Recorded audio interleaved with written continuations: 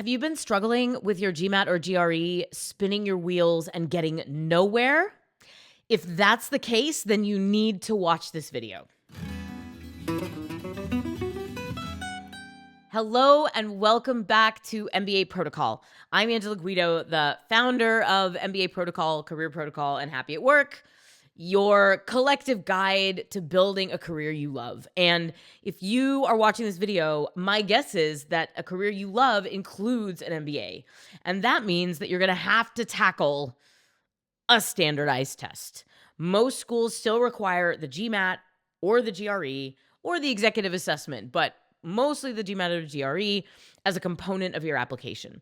And after 17 years of coaching MBA applicants, including 7 years teaching GMAT test prep, I know how hard this part of the journey can be. This week, we are publishing 5 videos to help you advance your test prep journey as effectively and as efficiently as possible and with as little pain and suffering as we can help you achieve through the sagely wise advice of Brian Birdwell. Brian is an MBA coach. He is a GMAT and GRE tutor. He and I used to work together at Manhattan Prep many years ago. So Brian has been helping people for 20 years ace these tests. And he's just one of the OG. He's one of the OG GMAT and GRE test prep tutors that has been changing lives for decades. So he's a member of our team, and he's going to be here with you every day this week, helping you advance your test prep process. It is more personal and more specific to you than test prep companies would lead you to believe. So in this first video on MBA Monday, on MBA Protocols, GMAT GRE Prep Week, video number 1, I'm going to let Brian take it from here, and he is going to talk you through the 3 mistakes that you are probably making in your test preparation process. Take it away, Brian. Hi. Today, we're going to talk about the 3 mistakes you are making in your GMAT and GRE prep. My name is Brian Birdwell. I have been teaching the GMAT, the GRE, and the LSAT for over 20 years. I lead test prep huddles, and I'm the test prep shoulder for our clients to cry on. Okay, the number 1 mistake you are making in your test prep is you are addicted to explanations. You're reading explanations after problems that you work, you're reading them online, you're reading them at the back of the books that you're using, and those explanations are like potato chips. They taste good, you want more, you can't stop, and there is no nutritional value in those explanations. If you want to get real about your prep, you have to start generating your own explanations. And we'll talk a lot more about this. I have a secret ingredient at the end of the video, so hang on for that you need to add to your prep if you're gonna be successful. But the first thing that you can change today is you can stop reading explanations and you can start struggling. You can start wrestling with these problems and generating your own explanations so that you arrive at the epiphanies on your own. When you really do need a little bit of a nudge or an explanation, resist the urge to read the entire thing. Flip to the back of the book and read the first sentence of the explanation, or just read what the answer is, and then go back to the problem and see if you can solve it to that point on your own. This is critical. This is really important. What everybody does is they read an explanation and they go, oh, yeah, that's silly. I won't ever make that mistake again. And we both know, we all know, that you're going to make that mistake again. You're going to make that mistake repeatedly because the foundation of success in these tests is based on habits, not just cheap explanations, cheap epiphanies that you have when you read someone else's path to the solution. The other problem with reading explanations is there's 3, 4, 5, sometimes 6 different ways to work a given problem on this test. And not every one of those ways is ideal for you and your skill set and your preferences. So even when you read an explanation that is the correct solution to the problem, it's not the best way for you to solve that problem.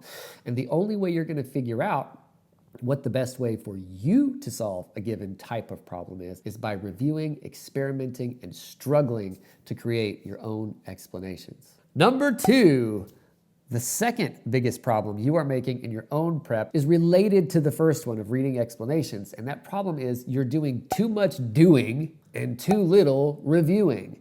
Everyone thinks if they just do 10,000 problems that they'll somehow magically be better at those problems. And the answer is that you probably will improve 5%, 8% maybe just by doing problems. But this only works for problems that you're already good at.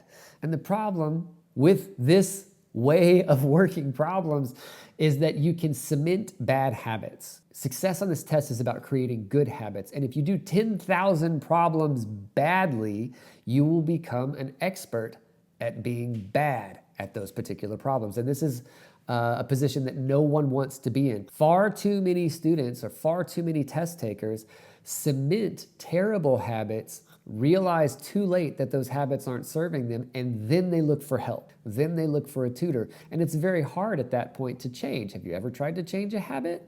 It's not the easiest thing to do.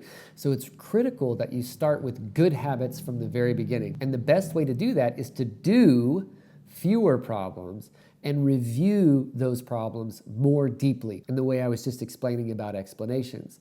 So instead of setting aside 3 hours every day to do 200 problems, do 25 problems and then review them very well. Generate your own explanations. And this is another aspect of that. Generate your own variations of those problems. When we look at the best test takers and the worst test takers out there, the worst ones do a problem, they get it wrong, they check the answer, they read the explanation, they move on to the next question. The people who improve the fastest and maintain that improvement, this is an important aspect, through their final test, the people who do that the best are creative. When they read a problem that they struggled with or encounter a problem that taught them something new, they don't just read the explanation and move on. They generate their own variations of that problem. This is easier on quant than verbal, clearly. So if you encounter a problem with combinatorics and it's asking you to pick the 5 combinations out of 10 possible choices that you have, well, then you try that number again. You try that problem again with 4 and 8, or 6 and 12, or 10 and 16. You generate your own creative variations of the problem so that you can see the patterns in the arithmetic, the patterns in the numbers, and you'll be better prepared when you encounter that problem or a variation of that problem tomorrow or next week, because you're not going to encounter the exact same problem again. You'll encounter a problem that has similar components and similar patterns and similar mechanics, but you won't ever encounter the exact same problem again. So don't prepare for the test like a robot. Prepare for the test creatively. Generate your own explanations and generate your own variations of the problems you encounter. Better to master 20 problems than to do 100 problems badly. And the third mistake that you are making in your test prep journey so far is you are wasting your practice tests. Practice tests in this universe are a precious resource. There are very few good practice tests available, and the practice test event is not infinitely reproducible. It's a moment in time. It's a performance that you have to do with the night of sleep that you got, knowing that you had the fight with your significant other the day before that you had, knowing that you're not sufficiently caffeinated, or you're hungry, or your foot hurts, or you're cold. All of these context-dependent variables are important for a practice test to be what it is, to give you the information that you need. And once you have taken that practice test under timed conditions, practicing your timing strategies, attempting to be error-free and to remove careless mistakes from your performance, this is really important to study. Most people look at the score, they move on. They may take a second practice test that day, or even a second practice test the following day. And surprise, surprise, if you take a practice test 2 days in a row, or even every third day or fourth day, even twice in a week, guess what? You'll get pretty much the same score. You're still the same person you were when you took that test the other day. You have done nothing to change your habits or to change your strategy for the test in between those practice tests. Taking practice tests ad infinitum, is that Latin? I don't know, is not a viable strategy for improvement at these tests. So don't waste your practice tests. There's not enough out there that are worth buying. It's generally not worth it to even take more than 5 or 6 before you take the real thing. Again, this is because they're hard to make. It's hard to produce a good clone of an official GMAT or GRE. And of course, the actual official practice exams from the companies, from GMAT or from ETS, are few and far between. There's only a handful. So when you take a practice test, get the maximum value from it. Make a hypothesis as to which behaviors or habits or content areas you're going to focus on for improvement that particular day, and ask good questions when you're done. Did those behaviors serve me? I might have gotten the same score, but did I improve at the areas I was practicing on? Did I achieve my timing goals? Did I think about my timing goals while I was even taking the test? Did I breathe if that was one of my goals? So it's really important for each practice test that you take that you make concrete intentions for the verbal section and the quantitative section before you sit down to take it, and that after the test you reflect on whether you achieved those intentions and what impact they had on your behaviors during the test, not just your score. Reading the score is the cheap way to evaluate the practice exam, but it's much more important that you get in the weeds with this. The score won't tell you a whole lot. And a lot of times we have unrealistic expectations about how quickly or how dramatically our score is going to improve, and we become discouraged if that's the only variable that we focus on. So we need to focus on things like, today, I was trying to focus on plugging in numbers every opportunity that I got. Now, even if your score went down, it's okay. If you evaluate the results and you see, hey, I did plug in more, I intended to, I did it, and I got more of those questions right this time. Awesome. That's incremental progress. Now you can look at the other things that went wrong for that test or that inhibited you from getting your best score, and you isolate those variables, and then you construct a plan for the following week to practice in such a way that you mitigate the effect of those other variables. But it's very important to set intentions and to ask good questions after the practice exam. You should spend an entire day reviewing a practice exam after you take it, and then you shouldn't take another one for at least a week until you've gotten several hours of intentional practice in before you take that third or that next practice exam. And finally, the secret ingredient to your prep. This is a subtle shift that you can make. It's really important and has made the biggest impact on many of my clients over the past 2 decades. And that is to approach preparing for this test as training rather than studying. Most people approach it as if they're studying, perhaps cramming for an exam, an undergraduate or a high school content test, if that's the last time they took a high stakes exam, and it won't reward you for that. About 10% of your journey here revolves around studying, which is learning facts and information, memorizing some new formulas, memorizing a few vocabulary words. There is a bit of information that you can study for. But beyond this minimal amount of studying, you have to approach this as if you're training.